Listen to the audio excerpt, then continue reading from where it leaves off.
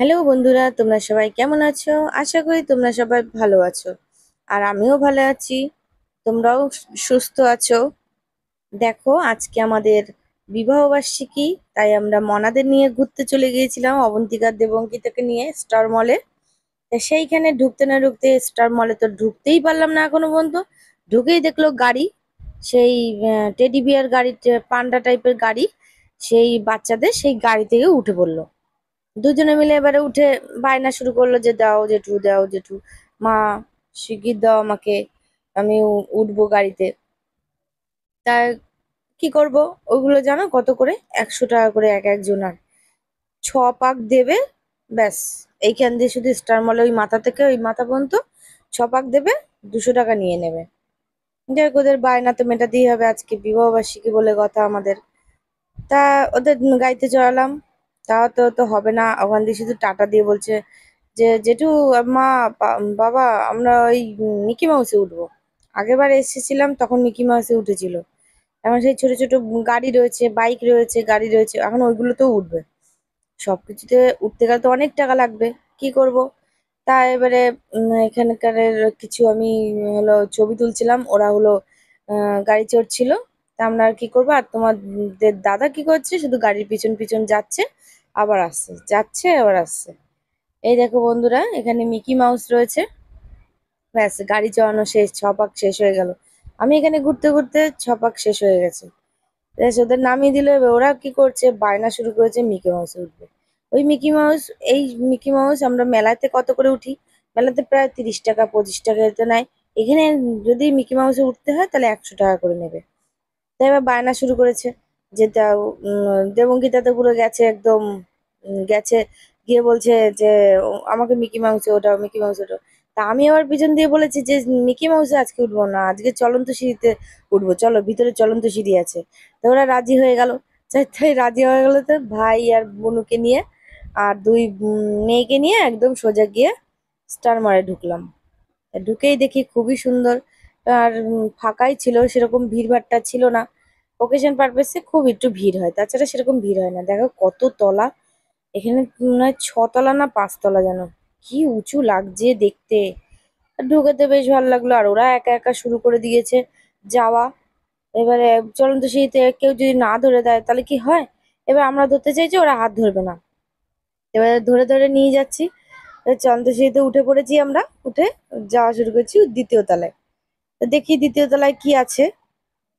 সবাই ওদিক দিয়ে নামছে, আমরা এদিক দিয়ে উঠছি। ফাঁকাই ছিল, সেরকম ভাবে ভিড় ভাট্টা ছিল না। লোকজন থাকলে একটু ভালো লাগে। বেশ মজাই ছিল, খারাপ ছিল না। তা গেছি, ঢুকে পড়ি, দেখতে পাচ্ছি এই যে লেডিস ব্যাগ, তারপর বাচ্চাদের ব্যাগ, ট্রলি ব্যাগ, এগুলো 2য় তলাতে রয়েছে। নিশ্চয়ই অনেক দাম এগুলো। তা হাত দিতেই পারবো না আমরা, কারণ বাইরে যতটা কম দাম এখানে অনেক দাম। এখানে কোম্পানির মালও রাখে, সেই জন্য বেশি দাম। তারপরে আবার এখানে দামটাও বেশি রাখে।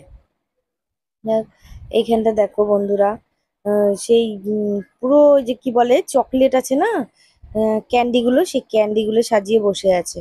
এইখানে আবার নানান ধরনের ইয়ে রয়েছে, সুন্দর সুন্দর গিফট রয়েছে। এগুলো গিফট কিনে, এগুলো গিফট কাউকে যদি গিফট করতে পারো সেই গিফট গুলো দেবে, ওরাই আবার দিয়ে দেবে।